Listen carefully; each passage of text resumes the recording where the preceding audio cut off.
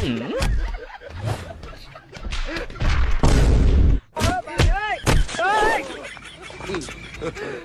God have mercy upon us. Yun.